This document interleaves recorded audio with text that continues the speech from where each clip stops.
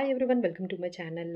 So చాలా మీకు share చేయాలండి. మార్కెట్స్ అయితే కంటిన్యూస్గా థర్డ్ సెషన్ స్ట్రైట్ అవే రెడ్లో మనకి క్లోజ్ అయ్యాయి. సో ఫైనల్గా మనకి ఫ్రైడే రోజు మార్కెట్స్ 17 పాయింట్స్ నిఫ్టీ డౌన్తో 25,492 దగ్గర క్లోజ్ అయితే సెన్సెక్స్ 194 పాయింట్స్ డౌన్ అయ్యి 83,216 దగ్గర క్లోజ్ అయిందండి. సో వాట్ ఈజ్ హ్యాపెనింగ్ ఇదంతా కూడా ఎందుకు కంటిన్యూస్గా 3 డేస్ నుంచి మార్కెట్స్ ఈ విధంగా మనకి నెగిటివ్లో క్లోజ్ అవుతున్నాయంటే it's all about global weak updates వల్లనే మనకి ఇండియన్ మార్కెట్స్ ఈ విధంగా ప్రెషర్లోకి వెళ్ళిపోయాయండి. సో ఒక్కసారిగా మనం 26,100 అబౌవ్నే మనం వెళ్ళి అక్కడి నుంచి మళ్ళీ బ్యాక్ 25 దగ్గర మనము 25,400 ఆ రేంజ్ వరకు కూడా వెళ్ళిపోయామంటే it's all because of global cues. Especially యూఎస్లో ఏం జరుగుతుంది, యూఎస్లో లాంగెస్ట్ అంటే ఎంత కంటిన్యూస్ షట్ డౌన్ అయితే గవర్నమెంట్ లేదండి. అలానే దానివల్ల అక్కడ మనకి జాబ్ డేటా కూడా బయటికి రావట్లేదు. అండ్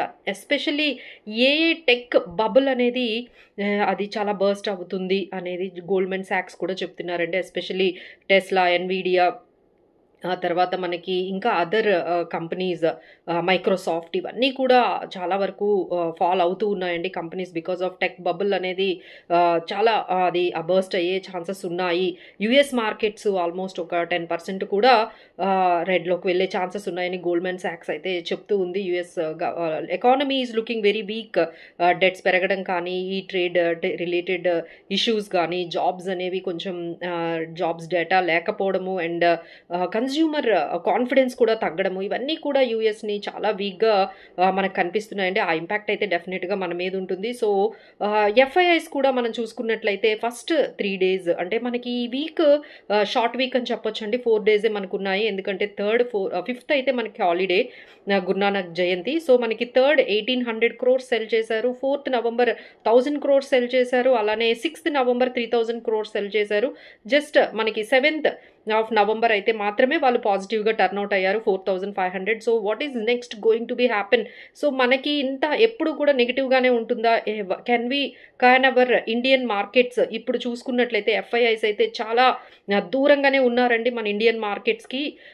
ఓన్లీ ఇప్పుడంతా కూడా మనకి డొమెస్టిక్గానే మార్కెట్స్ డ్రివెన్ అవుతున్నాయి. Indian stock markets are driving only by the domestic investors వల్లనే మనకి వెళ్తుందండి. ఎఫ్ఐఐస్ అయితే కంప్లీట్గా మార్కెట్స్ నుంచి బయటికి వచ్చేస్తున్నట్టుగా ఇంట్రెస్ట్ అయితే చూపించట్లేదు. So how long it will go అంటే యూఎస్ మార్కెట్స్ కానీ ఇంకా ఇలా నెగిటివ్గా ఉంటే ఆ అమౌంట్ అంతా కూడా ఇండియన్ మార్కెట్స్కి వచ్చే అవకాశం, ఎమర్జింగ్ మార్కెట్స్కి వచ్చే అవకాశం ఉంది.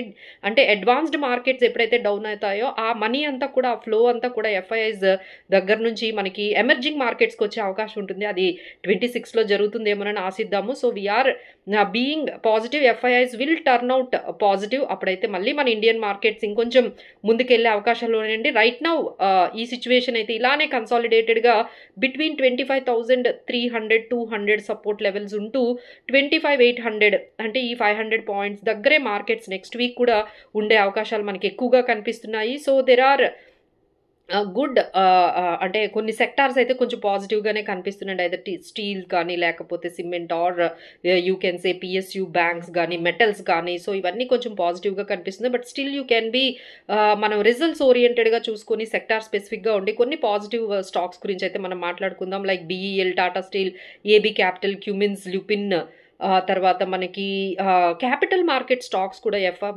సీతారామన్ గారు కొంచెం పాజిటివ్గా డెరివేటివ్స్ మార్కెట్ గురించి మాట్లాడారండి. సో ఇక్కడ కూడా కొంచెం పాజిటివిటీ క్యాపిటల్ మార్కెట్స్లో మనకి కనిపిస్తుంది. సో ఓవరాల్గా మనకి నెక్స్ట్ వీక్ అయితే మాత్రం సో ఈ విధంగానే మనకి కన్సాలిడేషన్ ఫేజ్లోనే బిట్వీన్ 25,200 సపోర్ట్ లెవెల్ తీసుకుంటూ అండ్ 25,800 వరకు రెసిస్టెన్స్ లెవెల్స్ ఉండే అవకాశాలు ఉన్నాయి. అండ్ అపోలో హాస్పిటల్స్ కానీ, లేకపోతే మనకి యూపీఎల్, తర్వాత max, IndiGo paints, Cummins, Sai life science, ఇలాంటివి కొన్ని, అపోలో హాస్పిటల్స్, ఇలాంటి కొన్ని బెస్ట్ కంపెనీస్ కూడా ఉన్నాయండి. So keep buying on dips అనేది ఒకటే మనం చెప్తాము. సో ఎఫ్ఐఐస్ అంతా కూడా ఎమర్జింగ్ మార్కెట్స్కి వచ్చినప్పుడు మాత్రమే మన ఇండియన్ మార్కెట్స్ ఇంకొంచెం పాజిటివ్గా ముందుకు వెళ్ళే అవకాశాలు ఉన్నాయి. But right now US markets crack down అనేది, లేకపోతే యూఎస్ మార్కెట్ స్లో డౌన్ అనే ఇంపాక్ట్ అయితే మన మీద కనిపించబోతోంది. So for that and some more good news is happening like like మన India and US trade tariffs రిలేషన్స్లో కానీ ట్రేడ్ డీల్స్ గురించి కానీ చాలా పాజిటివ్గా మనకి టాక్స్ ముందుకు వెళ్తున్నాయండి. సో అలానే యుఎస్ చైనా టాక్స్ కూడా చాలా పాజిటివ్గా వెళ్తున్నాయి. So that might turn in to positive. So every buying every dip దగ్గర కూడా బయింగ్ ఆపర్చునిటీస్ లాగా మనం తీసుకుంటూ ఫ్యూచర్లో maybe in 2026 we can see some more positive news. So all FIs will turn out to Indian and as well as emerging markets. Thank you so much. This is the outlook for Indian markets for the next week. Thank you so much for watching.